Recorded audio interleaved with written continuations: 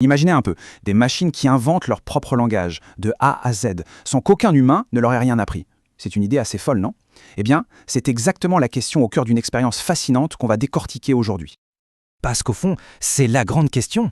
Le langage, c'est tellement complexe, tellement humain. On se demande comment une chose pareille a bien pu voir le jour à partir de rien. Et voilà la scène. On n'est pas dans une simulation informatique abstraite, non, on est dans le monde réel. Devant nous, on a les fameuses Talking Heads, des robots tout simples dont le seul et unique but est d'essayer de créer un langage, ensemble. Alors, plongeons un peu plus dans le problème que cette expérience tente de résoudre. Ici, l'idée, ce n'est surtout pas de programmer un langage dans les machines. Pas du tout. Le but, c'est de voir si le langage peut émerger, tout seul, naturellement, juste par le biais d'interactions. Un peu comme on imagine que nos lointains ancêtres ont commencé à parler entre eux. Mais pour un objectif aussi ambitieux, il fallait une approche complètement nouvelle. Les chercheurs ont dû, en quelque sorte, réinventer leur façon de penser l'intelligence artificielle. En gros, il y a deux grandes philosophies. D'un côté, l'approche qu'on pourrait appeler descendante, on prend toutes les connaissances humaines et on les injecte dans la machine. C'est le cas de Deep Blue, l'ordinateur qui a battu le champion du monde d'échecs. Et de l'autre, on y a l'approche ascendante ou émergente. Et là, c'est beaucoup plus radical. On ne programme pas la connaissance. Non, on crée juste les conditions pour qu'elle puisse naître et grandir toute seule. Et cette idée, elle ne sort pas d'un chapeau, Ça faisait déjà un moment que des chercheurs s'amusaient à voir comment des comportements super complexes pouvaient apparaître à partir de règles toutes bêtes. On parle de robots en Lego, ou même de poissons artificiels qui apprenaient à nager par eux-mêmes. L'idée de fond, c'était ça. L'intelligence, ça se construit, ça ne se programme pas. Et cette phrase, elle claque parce qu'elle résume tout. Le programmeur était intelligent, pas la machine. Quand Deep Blue a battu le champion d'échecs, la machine elle-même n'était pas intelligente. Elle ne faisait qu'exécuter à la perfection l'intelligence de ses créateurs. Justement, l'expérience des Talking Heads, elle voulait aller au-delà de ça. Bon, mais alors, qui sont-ils, ces fameux Talking Heads? Allez, faisons les présentations. C'est d'une simplicité géniale. Un corps robotique, minimaliste, des yeux, une caméra, une voix, un haut-parleur, et un cerveau, un ordinateur. C'est tout. Rien de plus. Et c'est avec ça qu'ils vont devoir se débrouiller pour interagir avec le monde. Et c'est là que ça devient complètement dingue. L'esprit de ces robots, ce qu'on appelle l'agent, ce n'est que du code, un logiciel. Et ce logiciel, il pouvait littéralement se téléporter d'un corps à un autre, d'un bout à l'autre de la planète en un clin d'œil.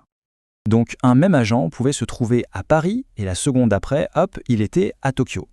Ça a permis de créer une véritable population mondiale d'agents. Ils pouvaient se rencontrer dans différents lieux, interagir, apprendre les uns des autres et, qui sait, commencer à construire une culture commune.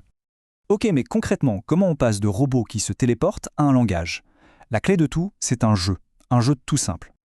Et le point de départ est absolument crucial. Les agents sont des pages blanches, des agents vierges, comme disaient les chercheurs. Zéro connaissance, zéro mot préprogrammé.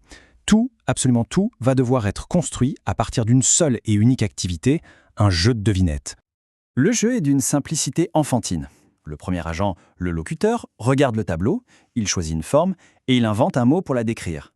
Le deuxième agent, l'auditeur, entend ce mot et doit deviner de quelle forme il s'agit. Si c'est la bonne réponse, bingo! Le jeu est un succès et tous les deux renforcent dans leur mémoire le lien entre ce mot et cette forme. S'ils se trompent, pas de problème, le locuteur lui montre la bonne réponse. Et ils apprennent de cette erreur pour la prochaine fois. C'est tout. Et c'est de cette simple boucle essai, erreur, succès que tout un langage va naître. Alors, qu'est-ce que ce petit jeu nous a appris? Eh bien, les résultats sont assez vertigineux. La première grande révélation, c'est que le langage n'est pas du tout un dictionnaire figé, un ensemble de règles gravées dans le marbre. Non, c'est un système vivant. C'est comme un écosystème, une forêt, qui s'organise toute seule, qui évolue, qui s'adapte en permanence, sans personne pour donner des ordres. En fait, cette expérience a testé 4 idées vraiment radicales. Premièrement, l'auto-organisation. Le langage naît des interactions locales, pas d'un plan d'ensemble. Deuxièmement, la construction du sens. Les concepts ne sont pas innés, on les construit avec l'expérience, ils poussent un peu comme les feuilles d'un arbre. Troisièmement, que notre cerveau ressemble plus à un écosystème qu'à un ordinateur.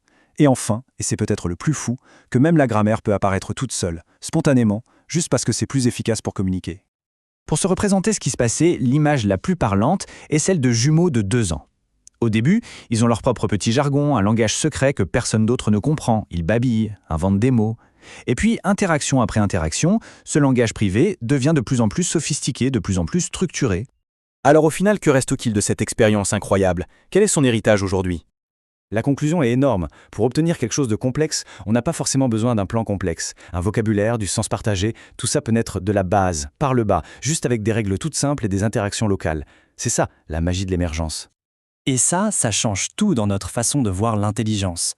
Au lieu d'essayer de la programmer par le haut, on peut imaginer une autre voie. Créer les bonnes conditions, l'environnement adéquat pour que l'intelligence puisse démarrer toute seule et se développer de manière autonome. Et ça nous laisse avec une question assez vertigineuse. Si de simples caméras posées sur des moteurs peuvent commencer à bâtir un monde de sens commun, qu'est-ce que ça nous dit sur nos propres esprits ? Ça suggère que notre propre intelligence, notre propre langage, repose peut-être sur des principes d'auto-organisation similaires. Des principes beaucoup plus profonds qu'on ne l'a jamais imaginé.